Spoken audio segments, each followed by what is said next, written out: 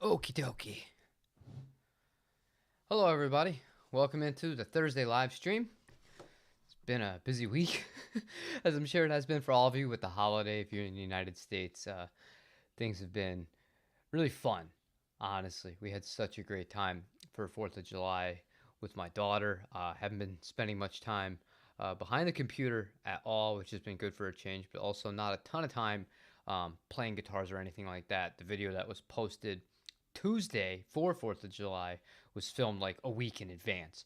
I'd been dying to post about that guitar for a while. So I made sure when I had time last week to do it, I was like, yeah, we're going to do this. We're going to have fun with it. And I had a lot of fun with it, as I just said. But as everybody rolls in, Rex, good morning. You lost my phone number. I was wondering about that. I haven't checked any of my emails, and I didn't get a call from you, Rex. So I wasn't sure what was going on. That actually makes it make sense. I will give you a call because I have your phone number saved into my phone. So not a big deal. Ikea guitars. Oh, we'll get to that. Hey, Greg, and hey, Robbo, and hello to everybody who tunes into these things. It's always weird to me because in the streams, when we're actually doing them, there appear to be like anywhere from 20 to 30 people, but then somehow like hundreds of people apparently watch the replays. I mean, I'm grateful for that. It's just, it's weird. It's weird to think about it like that. So, hello, Paul, before we get started, also. Might as well get that out of the way. And I will greet everybody else as they come in and as we carry forward. So, IKEA guitars. Recently, um, you would have seen we've had a few budget line guitars in here for a multitude of reasons and things of that. Like for example, that guitar, the one that had the horrible repair on it.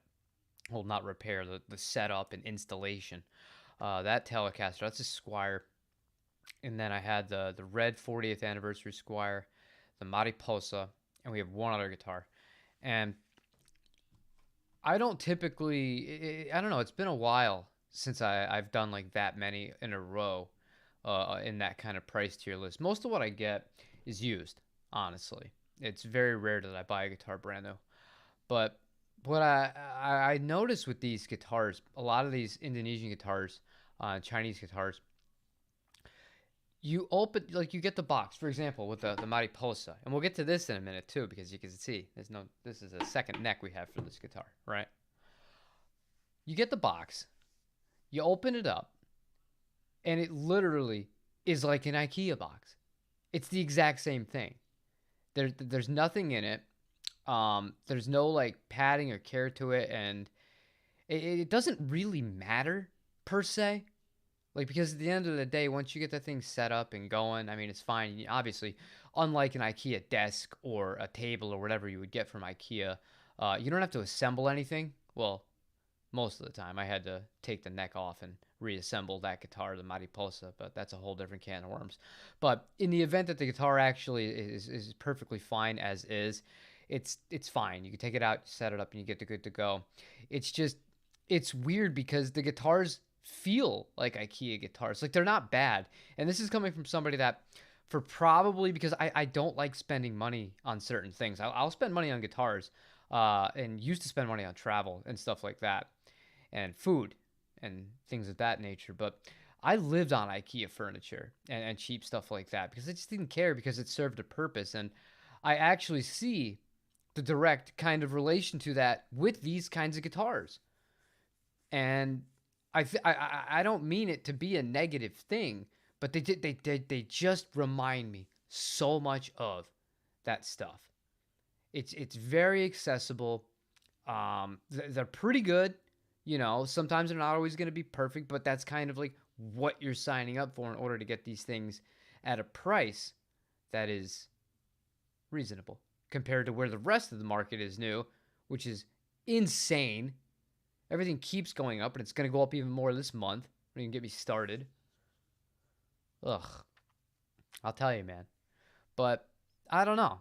Like, and it led me to another point of discussion, which is going to be a full video we're going to do next week, um, where these guitars can be like kind of dangerous. And not in a physical sense, obviously, unless you're a psychotic person that uses guitars as weapons, or somebody in your house is a psychotic person that would use your guitar as a weapon on you. But I mean, in the sense that you can very quickly, because the prices are so low. Like, for example, right now on Pro Audio Star, those B stock Squires, the 40th anniversaries, they're all $300. And that's the case for a lot of these brands.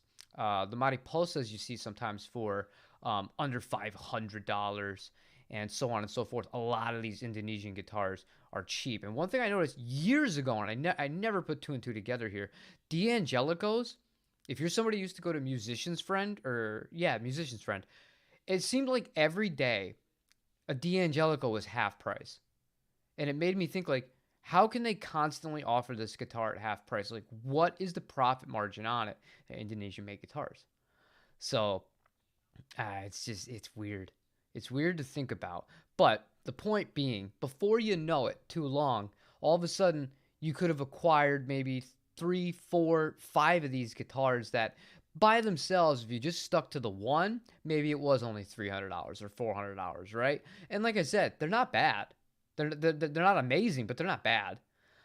And would you rather have that? Or would you rather just buy something that's a lot better and have one guitar at the end of it, perhaps used? I don't know. So we're gonna go over that in full detail. We're gonna compare the advantages of having those in practical senses, not just in a silly YouTube demo way. Because I want to change the way I do these kinds of things when I can, versus just the one guitar.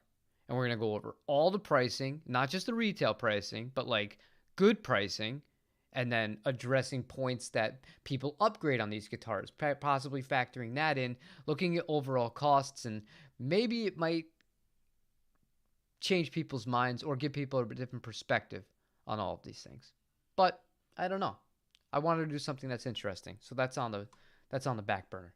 I'll catch up with the chat. I see a few things in here. Hey Biff, how's it going?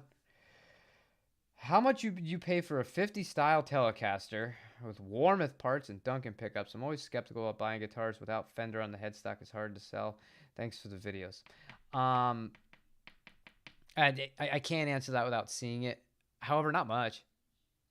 Not much at all. It's so sad because my answer is really so predictable.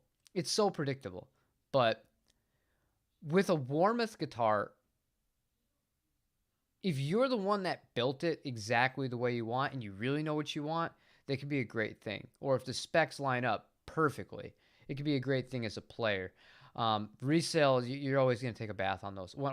Sometimes I see Warmoth parts guitars, like entirely Warmoth, or to have like an MJT body and a Warmoth neck on it, and they want like $2,000. I just cackle. I cackle to myself because that's crazy pills.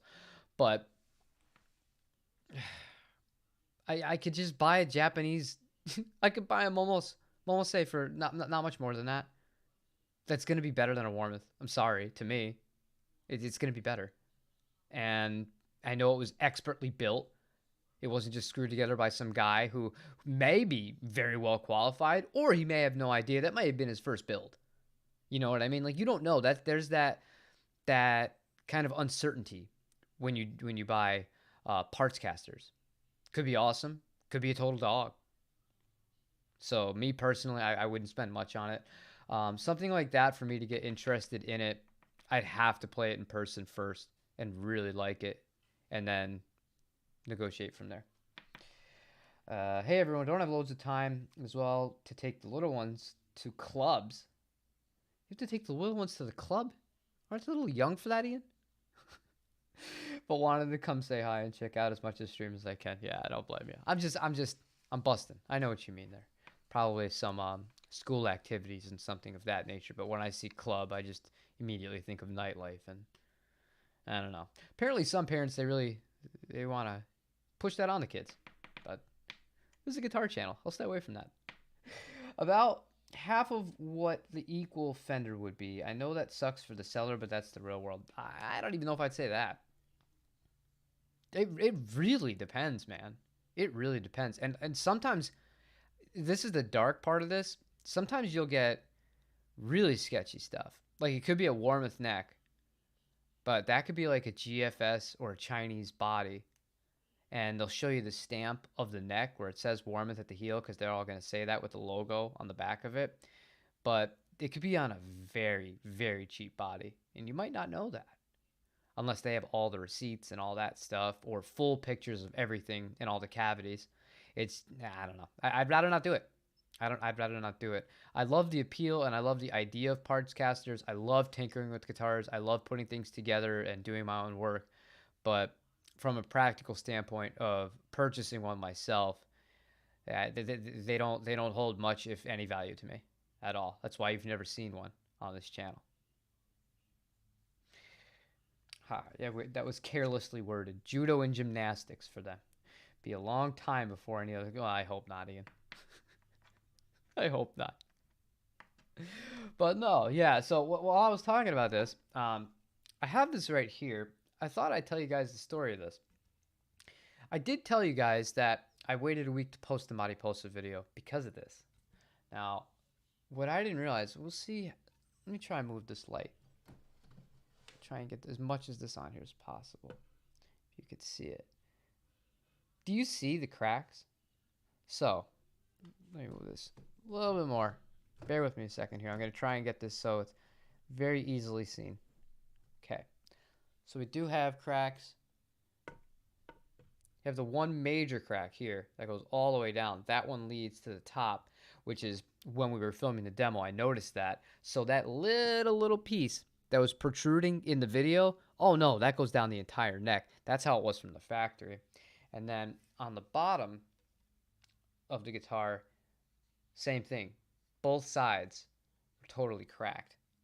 And that was really concerning to me because long-term structurally, roasted maple is kind of, I don't know, more prone to having this happen for obvious reasons. And it's kind of worrying that from the factory, they're not screwing these in with enough care to prevent this from happening, because I did see a few other people have this issue.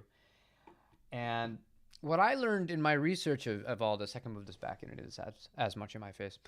There's a few brands that are really respected, that I really respect, that make their own custom builds. Speaking of parts casters, I would not consider what Chris Ikea does as the same thing as just building a Warmouth guitar, but he won't offer roasted maple because he just doesn't want to deal with the potential warranties or anything like that. And I found that to be so interesting because brands like Exotic, brands like Iconic, brands like Sir, and now you have Fender dipping into it. And a lot of these Indonesian guitars, you think the Harley Benton roasted maple neck seems like almost a common thing once you get to like $250 in price point.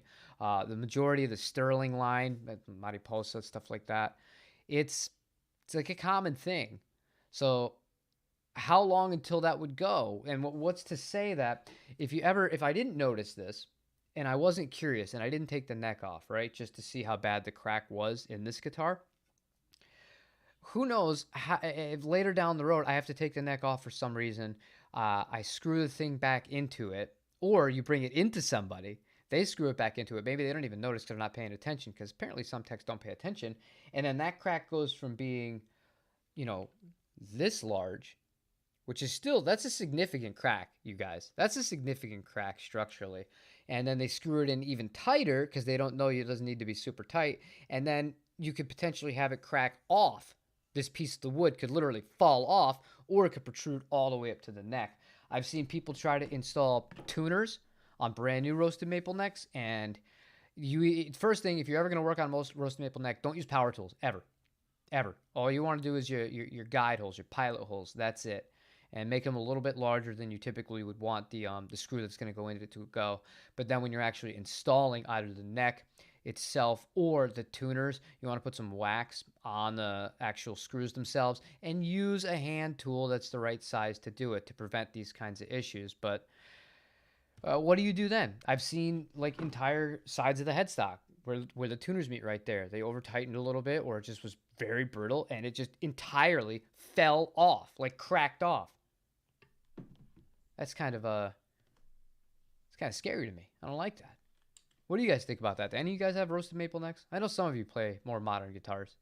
Is that something that is something you find common? I don't know, man. It scares the crap out of me.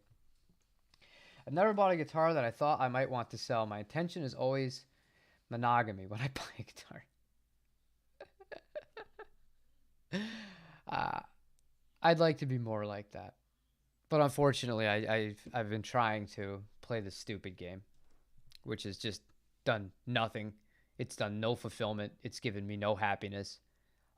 It's given me some clicks on YouTube, but it's been pointless, which is just, demoing guitars for the sake of almost demoing guitars to try and grow a YouTube channel, to try and make more money from YouTube and do all this other crap. And it's such a dead end.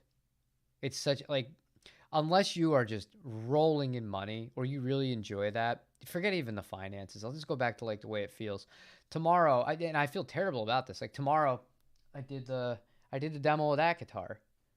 Now, before I had played that Squire, I had to refile the nut entirely, and then fix all the electronics on it. Before I plugged that in, I was just like, I just want to play guitar for a little bit.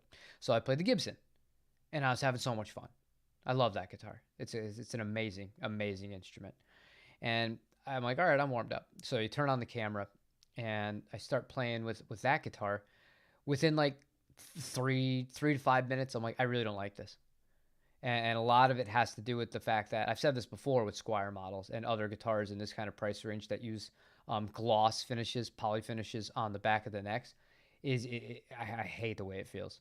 I hate the way it feels. I much prefer the satin on the less expensive guitars because I feel like they overspray so much and your hand just immediately starts sticking to the thing. I did not enjoy playing tomorrow's demo at all.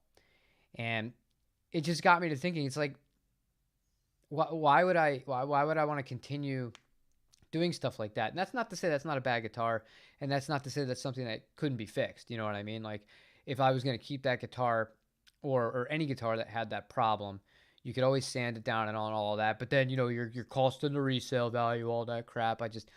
Why not just buy something you're really excited about, you're really passionate about, or talk about things that you're really excited and you're really passionate about naturally, rather than just like check off boxes or go for brands that people are really into because it'll be more popular, you know?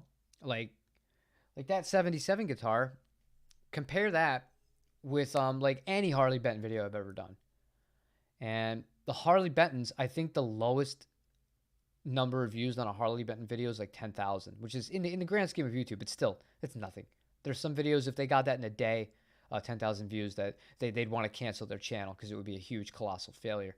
But by comparison, the Momose, when it was, or the 77, the Albatross, when I posted that, it was like, I think 2,000 people. Like no, and that's a handmade one of one instrument. Like people don't want that. You know what I mean? Because it's like this is a different kind of market. But I was passionate about that, and I think people really resonate with when somebody is really passionate about something, no matter what it is, because it's real. It's not just like, I can't believe this. Well, I'm holding this, but I was going to talk about guitar pedal. I can't believe how good this new boutique pedal takes on the Ibanez Tube Screamer thing compared to this pedal that has the new Ibanez Tube Screamer thing. And also, if you buy it from our shop, you get this limited edition color, but you better hurry because we only made 25 of them. It's like, cool. Cool, I guess. Oh, sorry, I can ramble. Paul says, I get what you're saying, Jim. I try to balance it out between one or two affordable guitars and one or two higher end guitars. The cheaper seem to get played more, though. Also, depends a lot on your living conditions. One thing I like about some of the guitars is I don't feel any sort of hesitancy, so to speak, to sit on the couch and play them. With a psychotic dog, I love that dog, but he's a nutcase. And then my toddler running around and bashing things and having fun with that. Although, is she even a toddler anymore? She's 6. Yeah, there's some guitars, it's nice having that peace of mind. And, if you're going to play somewhere where it could be less than ideal conditions, whether that be climate, weather, or just, sketchy bar. We've been there. We've all been there. You don't always want to bring your best stuff to those kinds of areas. So it's good to have one or two of those things around in theory. Yeah. But there's some people that play those kinds of dive bars and they'll just have the guitar attached to them afterwards, like a really nice one. They don't care. They just want to play their guitar, and I respect it. I know a guy named Mike Pinto who's done that for decades with one Gibson Les Paul. He's played everywhere with that one guitar. And I lent him an American Telecaster to use for an entire tour once. And every picture that I saw from that tour, that poor Telecaster just was sitting in the rack. Yeah, I don't think he touched it once, just in case something went wrong. So it went on tour and never got played. You got two new guitars, a PRS Hollow Body 2 and a Gibson Les Paul Standard 50s. Both out of the box were flawless. Been a fun month. Yeah, that does sound like a fun month. That does sound like a fun month. Especially if you're not somebody like me who buys guitars all the time. That's the other thing. It's like not special. Like it takes like a really special guitar for me to be like excited about it. Just because I do this. And I buy and sell them. I mean, it's my own fault. I understand that. But yeah, it kind of sucks. I think my Player Plus Nashville has a roasted maple neck, but it's not super heavily done. I'm not sure if that matters. Are those... I know those have a 12-inch radius. And I know they're more modern and flatter. But I had a Player Plus Stratocaster that I demoed. That was definitely not roasted. Maybe you have a Fender Special Run, but I don't think those from the factory are roasted if I remember correctly. I haven't been able to take it apart, but there's no reason to, no cracks. Can't stand the gloss. Oh, I hate the gloss. I hate it. I hate it. Hate it. The only guitars with gloss I have ever liked are made in Japan. Well, same, and that's because they don't overdo it. And it must be a different kind of gloss too, because it's night and day. Like especially on the Squires, and it's so rough because the neck shape itself is fine, and the fretwork on that guitar is better than most Mexican Fenders I've played. So it's just funny, but yeah, the gloss kills it. The gloss absolutely kills the playing experience because I'm a neck guy. The neck means everything to me on a guitar. So when a guitar just doesn't feel comfortable to play because of that, I can't do it. Depends on the guitar for roasted maple. Not a big seller for me. The title and thumbnail is 90% of the reason people click on a video and watch. People will sit through bad videos if the title and thumbnail are good enough. Yeah, well, unfortunately for me, I can't do it because I won't do it. Like, there's so much clickbait crap I could do. Because I see what gets clicks. And I also see people, like, trying to do similar things. It's like, the other day... Okay, so for example, perfect example. This is so freaking stupid. A guy was talking about a Sterling Mariposa, so I clicked the video, and I wanted to watch it because it was fully independent, right? A video pops up on my feed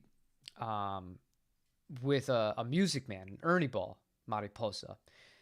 And it's like, new $3,000 guitar, da-da-da-da-da. But then at the end it says, is it any good? And I'm like, fuck do you mean is it any good? Like, sorry. It's the second time in like 2 weeks I've said bad word. I've not been sleeping well. I apologize for that. YouTube's not gonna, they're gonna punish me for that word. Of course it's good. It's a core Music Man. Of course it's good. Is it any good? What are you talking about? Like, people love those kinds of videos. People love when the thumbnail says, is it worth this amount of money? Is it better than a Gibson? Is it better than this? Is it better than that? I can't believe. And it's just like you have like the facial expression and all this kind of crap. Dude, maybe I'm just old and maybe this is dumb of me because I probably would get more views and more exposure. I can't do that crap. I've done it on a few videos to like lower degrees, but like the full on treatment that some of these thumbnails get, because you're right, the thumbnail and the title makes such a huge difference. You know who's really good at it? Is Tim Pierce. Whoever does them for Tim Pierce, he hired somebody good for that. Somebody's really, really smart with that.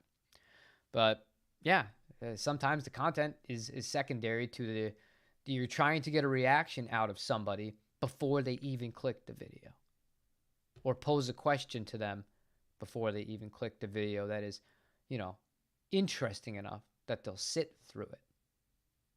I don't know.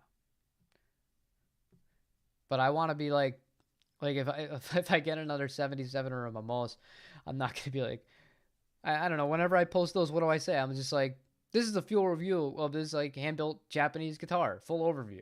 Like that's not enticing to somebody. Nobody knows who the brand is. I didn't mention Gibson. I didn't mention Fender. I didn't mention any of that crap.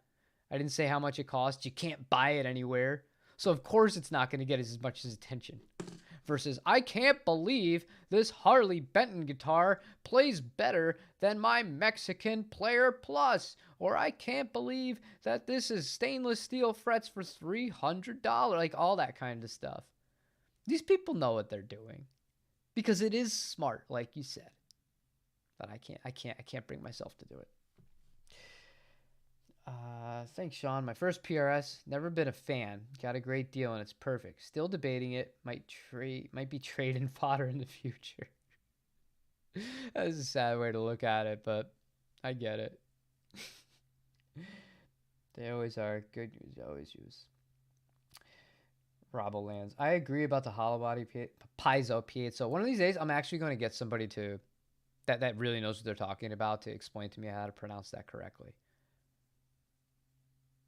Maybe it's because I've never had one of those guitars that I've never given it that like 2 seconds of effort to figure it out. But I've heard people say it both ways, like all the time, like matter of fact. So I don't know. We'll get it right one day. People want to hear their opinions on guitars repeated back to them. Yes. And you know what else I found? I found this so interesting. This is over the life of doing YouTube for 3 years. A lot of people that will click on a guitar review already own the guitar. And they'll let you know in the comment section.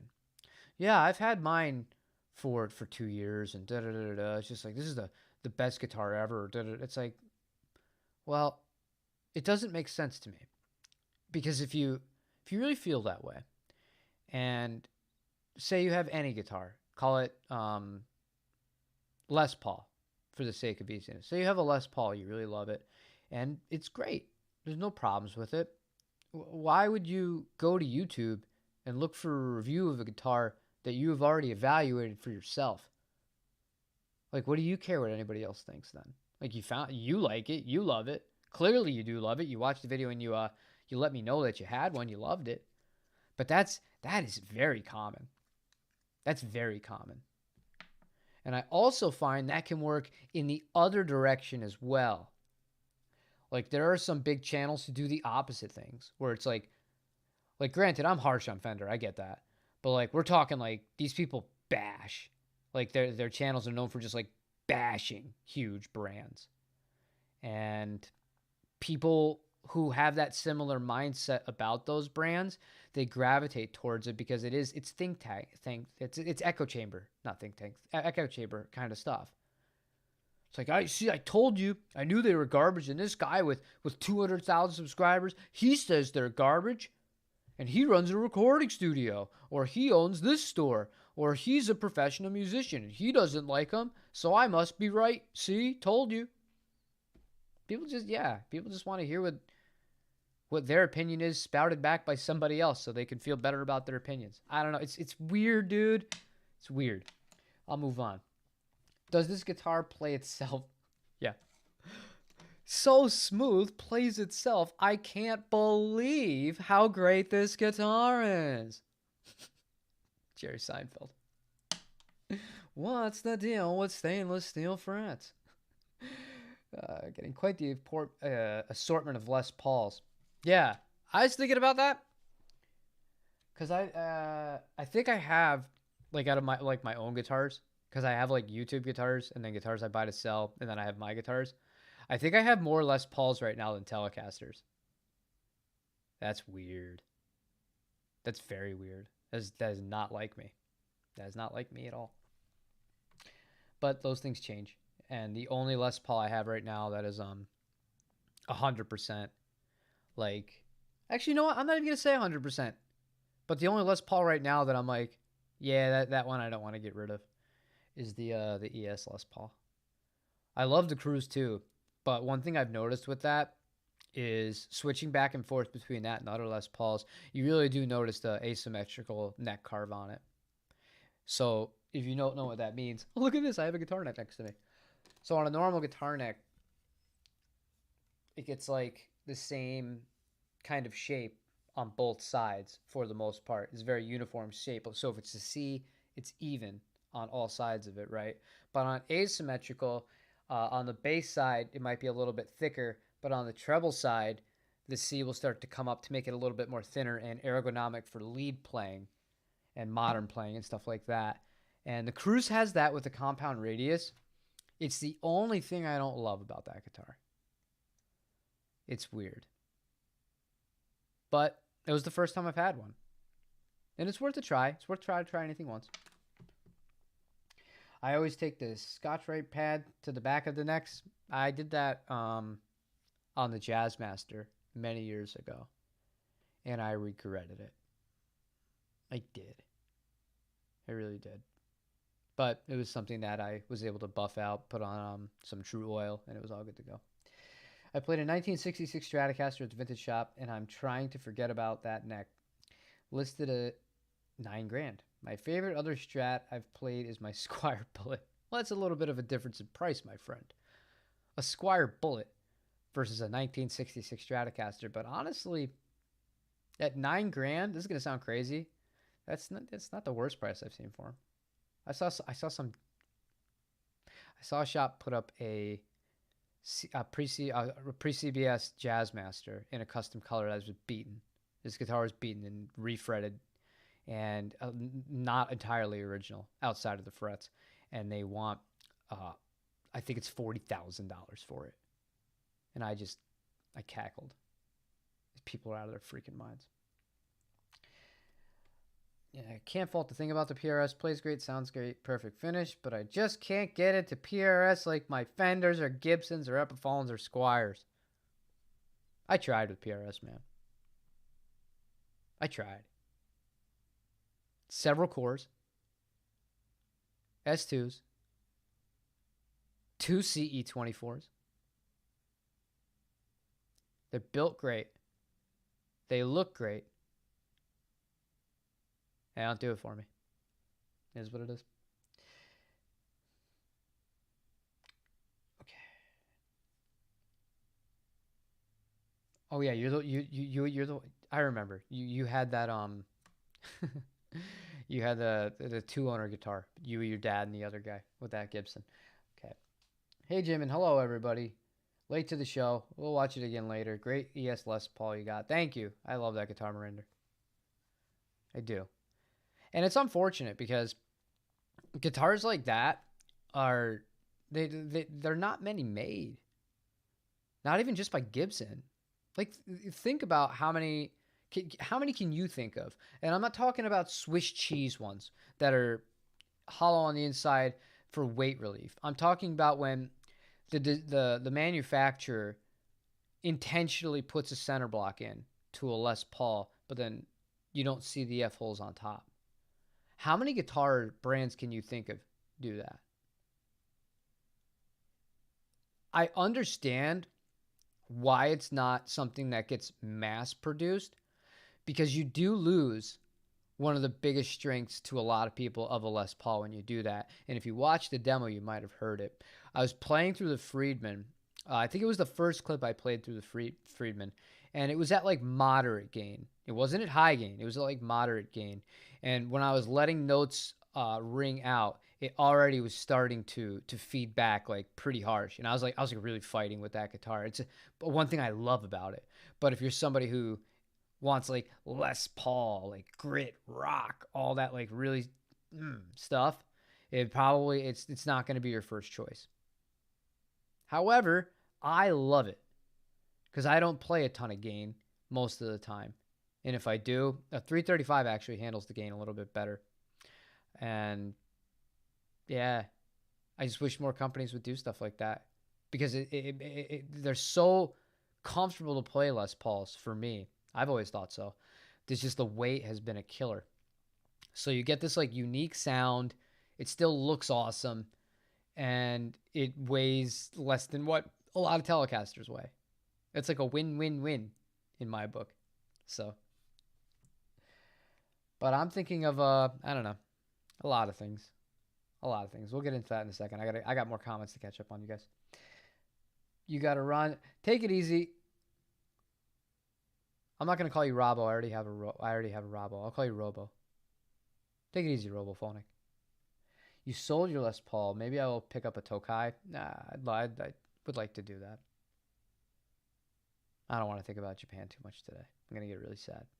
I had an interesting email today that had nothing to do with buying or selling or anything. Just an opportunity that I can't take. And that makes me really sad. And made my wife so sad she teared up because she wants to go too. But that's life. You become a parent. You become not second place, not third place. You become very low on the totem pole. Yeah. Happy thoughts. I'm thinking of selling your core wood library, DGT. I'm loving the Eppies a lot more. I just got the Bonamassa Black Beauty, the Izzy Hill. Oh, yeah, dude. You show me that Explorer. That's a pretty one. That's a pretty one, man. The white with the binding on it, the gold binding. That guitar really pops. Those are expensive. Not many of them used, and when they do pop up, like $1,300-$1,400 for a Chinese Epiphone. That's a lot of money, man. But if you dig it, who the hell cares? If the thing sounds half as good as it looks, I mean, you're good to go. Oh, I don't like this topic. No, don't do this to me. Don't do this to me. PRS guitars are soulless, says Sean McCarty. I'm just letting everybody who's watching the replay who doesn't see the chat know that I'm not the one saying this, but I'm going to comment on it. PRS guitars are soulless. They're made completely perfect, and yet humans are not robots. So we don't want perfect. We want to feel the nature in our hands. See, I agree with like 90% of that. You know what part I don't agree with? This is going to sound crazy. And PRS people are going to be like, Fur. I don't think they're perfect at all. I don't think they're perfect at all. No. Are they better made on average by a high quantity than Fender or Gibson? Yeah, I'll give you that. Are they perfect? No. I've seen my fair share of issues with both core, PRS, and below. Even a wood, I did see. No, it wasn't a wood library. It was an artist that had major neck issues, and I was like that's kind of weird, but not that weird if you think about it, because this is the thing. You just said that they're not made for humans, right? Humans still make these guitars, especially at those price points, like an artist package. Humans doing some work on that thing. So mistakes can happen regardless. Look how many times it took Fender on that custom shop turquoise Jaguar or turquoise Mustang that I had. It took them 3 tries. The custom shop. It took them 3 tries in 2 years, and they still didn't get it right after having it sent back and forth and back and forth and back and forth to the point where the original person who placed the custom order for this guitar gave up and said, Dave's, I'm washing my hands. I'm not playing this anymore. They can't do it. Yeah, it ended up in my hands.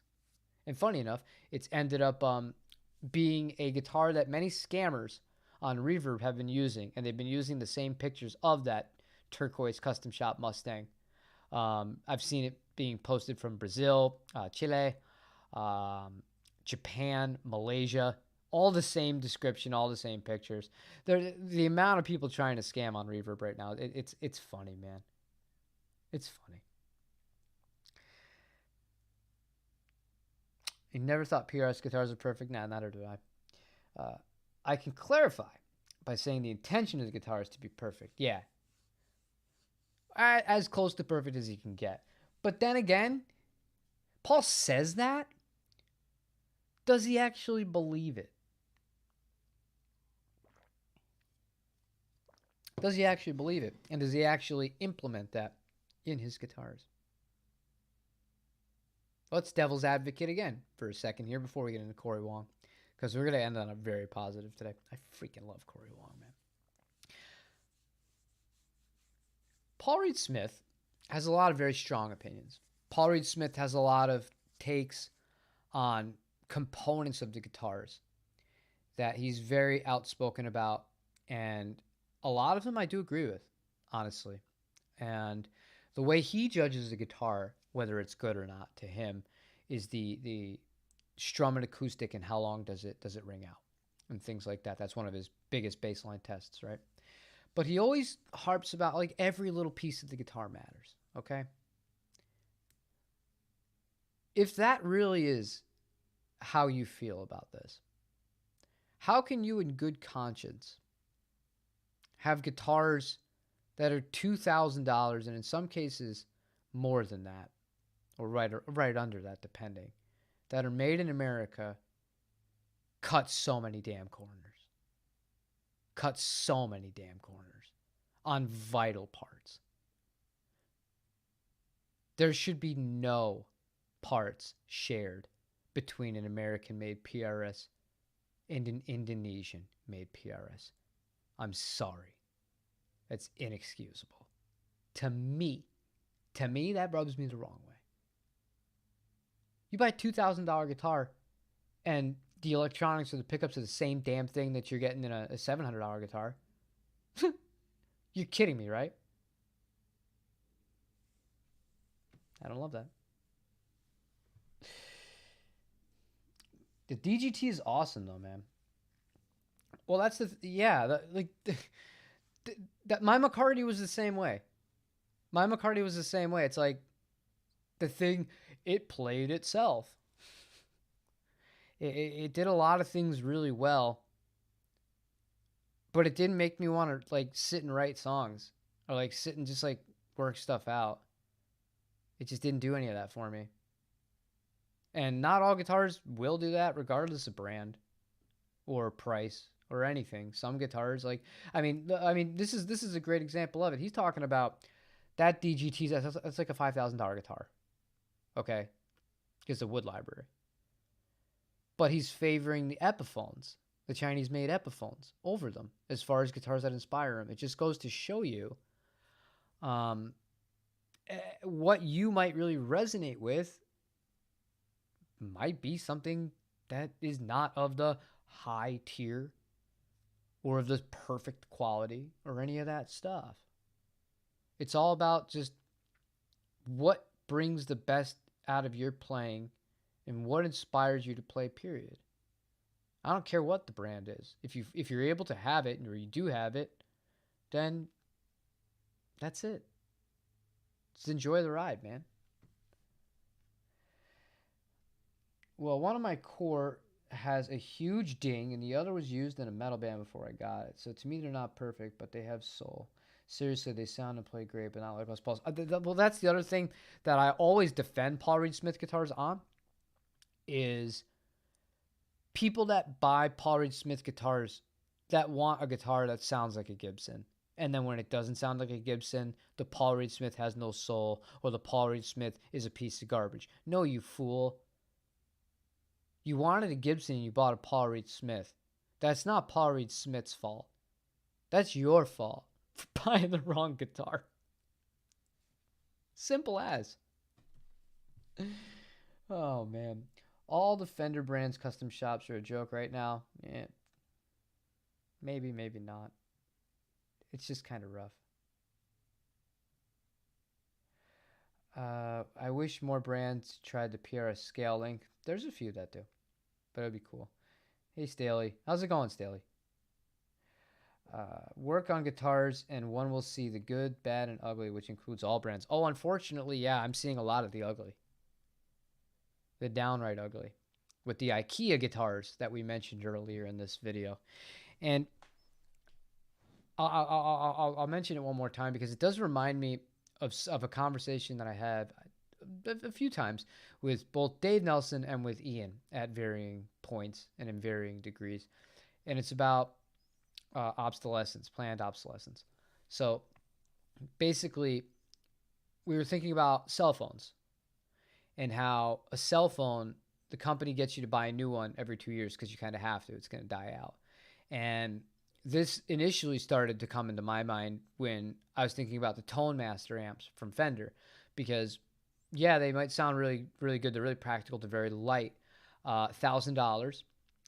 When those run out of warranty, or when Fender release a newer version of it with a different chipset, that $1,000 amp is going to be a paperweight, or the cost to repair it will be as much to buy another one of those. So there's no like, basically, it's a good way for a brand to give you an immediate product that serves a very good need, but then not have it be with you for the rest of your life, so that you're going to come back to that brand because you had a good experience. But it's technology. Technology fails. Your phone fails. Your laptop fails. All this stuff fails. You got to replace it eventually, and then you got to buy another amp.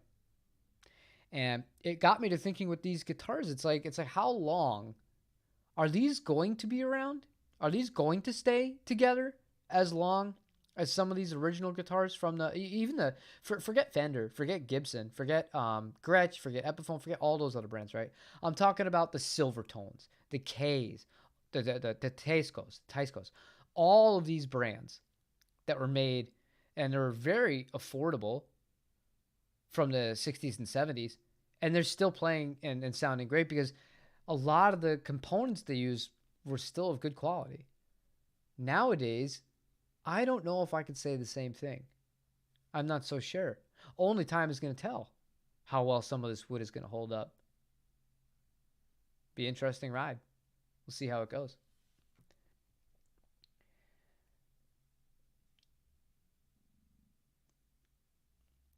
Yeah, it's on Reverb right now. It's green with a maple neck. You did list it for sale? I didn't see that.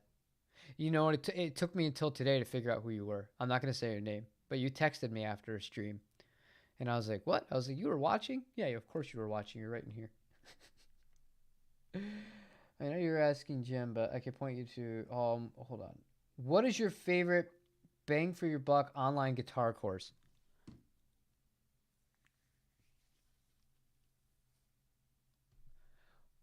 Depends on your level. That entirely depends on your level, where you are right now. If you're just talking about what gets you the most for your money, I wouldn't buy any one individual person's courses. Period. I wouldn't do that. What gets you your most for your money is TrueFire, because you get everybody's full courses with TrueFire, and that's like $100 to $200 a year, and you get everything. You get everyone from Robin Ford to Greg Koch, um, all these incredible, incredible, incredible, incredible guitar players. It's You can't beat TrueFire when it comes to the overall value. Now, another reason I won't name any individual one, and this is somebody that has an affiliate link with Signal Studio. I'm not going to universally recommend that, or universally recommend like Cory Wong. I've taken that course. I've taken the Music is Booing course. I took Andy Timmons' course. For a while, I was doing reviews of these, and I'm about 75% right now through Paul David's course. I won't recommend any of them universally over anybody else, and here's why. Because every person has a different learning style, and every teacher has a different teaching style. There have been some people that have been that I know are great guitar players. I can't learn a damn thing from them because it's not communicated in a style to me that works with me. It's just like when you're trying to learn anything else in life, you know what I mean? Like if you find like the right teacher for you, then it's invaluable. At that point, you spend whatever you got to spend on it. I don't think that there's any one person that is above and beyond the rest. That's why I would say you said bang for your buck. I'm going with TrueFire. And I don't even think it's close at that point, because then at TrueFire you have the opportunity to audition all of these people, and it doesn't cost you anything to do so. On top of the actual just the entry to have access to all of it to begin with. So, yeah, not the best sales pitch. Have you tried DiMarzio Fortitude pickups? No, I have not. I haven't played many DiMarzios. I played the anniversary PAFs in an ESP, and area area tees in a Telecaster once. I've not had the most experience with the Marzio stuff. It's kind of weird to think about. So I have tons of experience with Duncan. Michael Palmasano. Robert Baker's Rock and Roll Boot Camp and Fretboard Mobility. I mean, and then you have people like Cory Congelio. This is great. Ben Eller is awesome.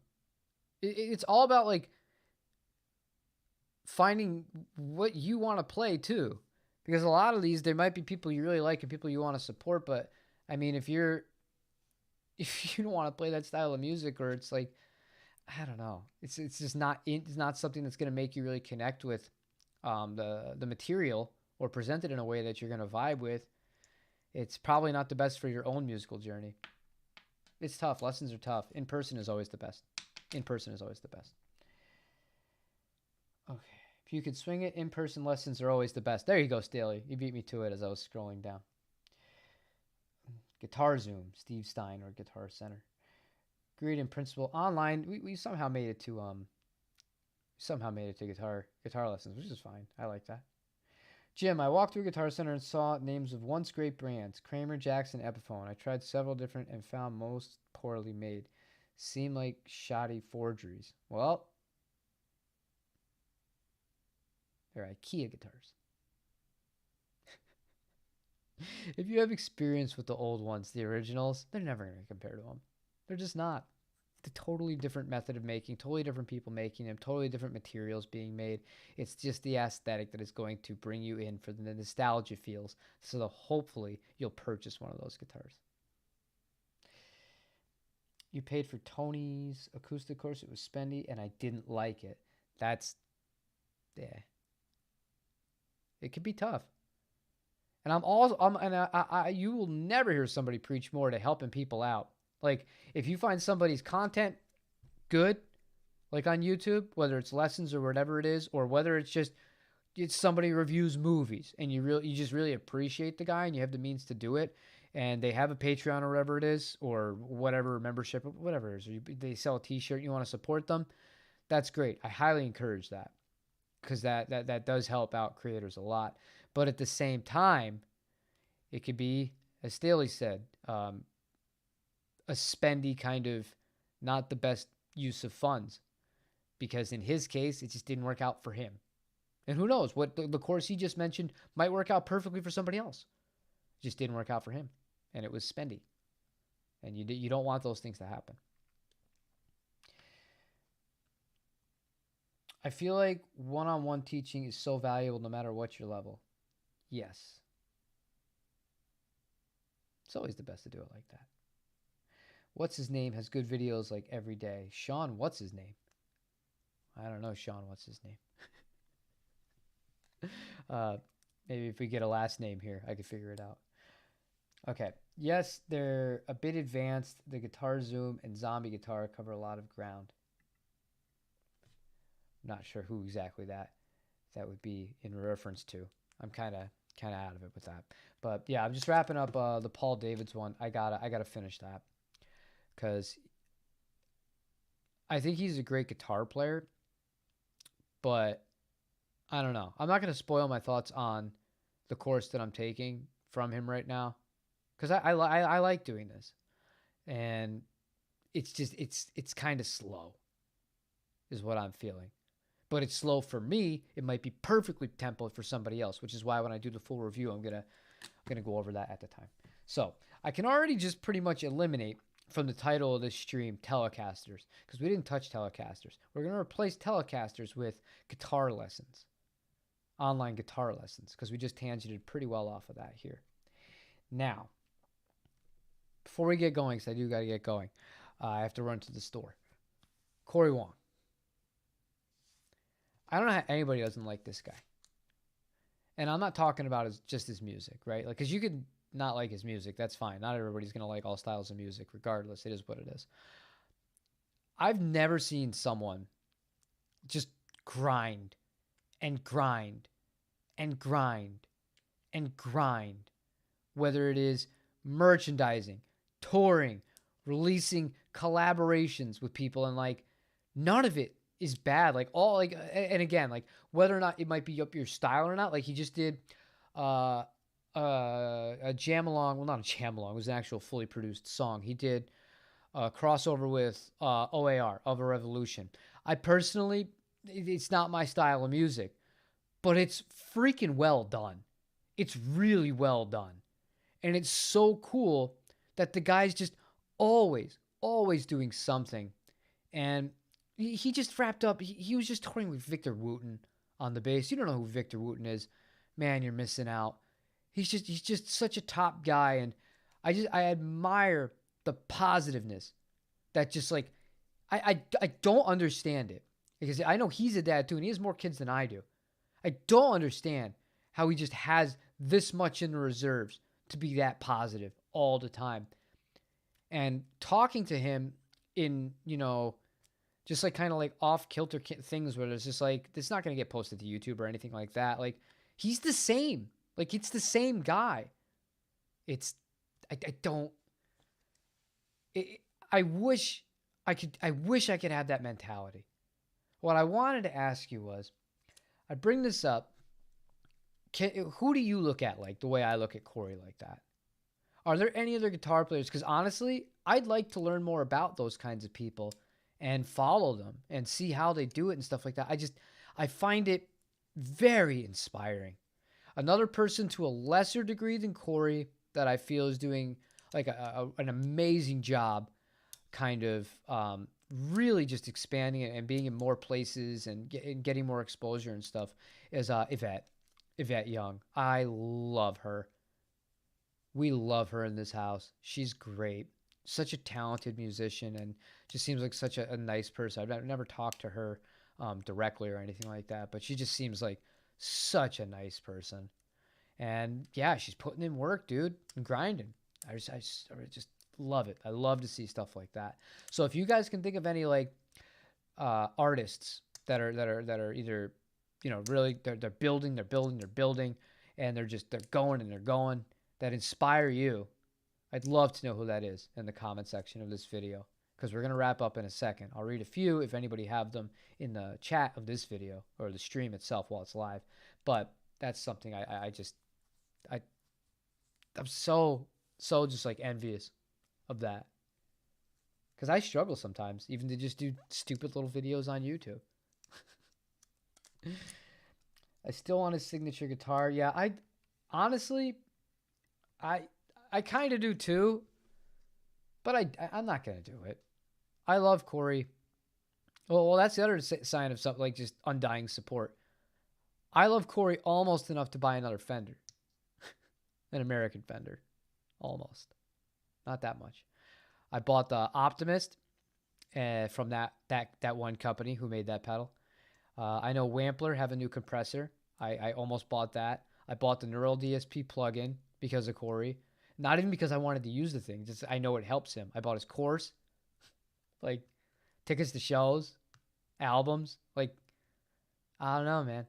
There's not many artists that get me like that invested into it. And it's not even my like main style of music. I just think it's great. I think he's great. Very inspiring guy. Cory Wong with Dirty Loops is an amazing pair. I agree with you 100%. That's some good stuff. Cory makes me feel good about being a rhythm guitarist. He just makes me feel good. It's like in a world where like everything is divisive, everything is negative, everything is like this is the end of this, and just like so many facets. I don't need to go over them in here, you guys. You know what I mean. It's like that guy is just always positive. I love it because I can always count on him to like take me out of a bad mood or something like that. Okay. Drop a link in the Discord. I will. I will do that. I mean, it was always important, but he acted as if he was a magnifying glass. Oh, you're talking about Justin Guitar. Yeah, Justin's really good. And he's been doing this for ages. That guy knows what he's doing. He's one of the OGs. Andy Timmons. I love Andy Timmons. That's one of the reasons I took Andy Timmons' course, because I thought he was another incredible grinder, an incredible player. And he also seems to have just a fantastic personality, as well as Greg Koch, obviously. But I've sung his praises so much on this channel, I felt like it kind of went without saying. But it's always good to give him his props when it's due. Greg Koch there's only one of that guy. Warren Haynes, Dave Matthews. I guess he isn't a new artist, but his new album, who? Nick Perry and the Underground Thieves. All right, I'll listen to that. I'll tell you about it next week. Well, don't worry, Clarence, man. That's what it's all about, man. Come in, ask questions, and hopefully some people in here can help you out. That's what I like about this community. There's lots of really cool people, lots of people that have their own experience, and lots of people that can, give that experience to you, and hopefully eliminate some errors or potential things that they would not want to recommend further that might make your life a little bit easier in trying to find what it is you're searching for. And in your case, it was for online guitar lessons that were the best bang for the buck. I still stand by TrueFire. The only problem is you're going to have to spend some time with it. But once you do, it's worth it. Keep grinding. Tom Stale. Awesome. Cool. All right. I got a bunch of things I'm copying and pasting into my notepad here. And that would be it. And the Dave Matthews thing I always found very interesting. I'll end on this. Dave Matthews is just a bartender, dude. He's not a formal guitar player as far as traditionally taught or anything like that, to my knowledge. And obviously, there's no way he was. Because if you would break down, especially a lot of the earlier Dave Matthews work, it's very unique. It's very unorthodox techniques and playing. And that's kind of what made it appeal and sound so good. Forget the fact that he had, in my book, one of the best drummers of this century and last century, Carter Buford on the drums. An incredible bassist that just always flies under the radar with that band, Stefan Lassard. And then, our unfortunate passed away friend. That's sad. And then Bo Tinsley. Great band. And think of all the cool people who played with them. But yeah, just goes to show, you find your own style. You don't need to be classically trained or professionally trained, yada, yada, yada. I just thought that was cool. I don't often talk about Dave Matthews. As you could tell, I actually was a fan. I was a big fan. Not that I'm not anymore, but I don't actively listen to it the way I did when I was a kid. Before I ramble too much, join the Discord. Yes. Join the Discord. It's free. We just shoot fish in the wind. I just made that up because I took two euphemisms and got them wrong. Thank you guys for watching. I got to get going. I really do got to get to the store. Tomorrow we will be going over to Squire. And then, we'll be comparing a production line 120,000 yen new Japanese guitar with a Kirk Hammett Greenie. Because I already have the sound samples done with that as far as those go. I just got to film some talking. Hooray. Hopefully that'll be a Saturday or Sunday. But thank you guys. I love you guys. I will see you next time. Tell somebody you love that you love them, and enjoy your day. Bye-bye.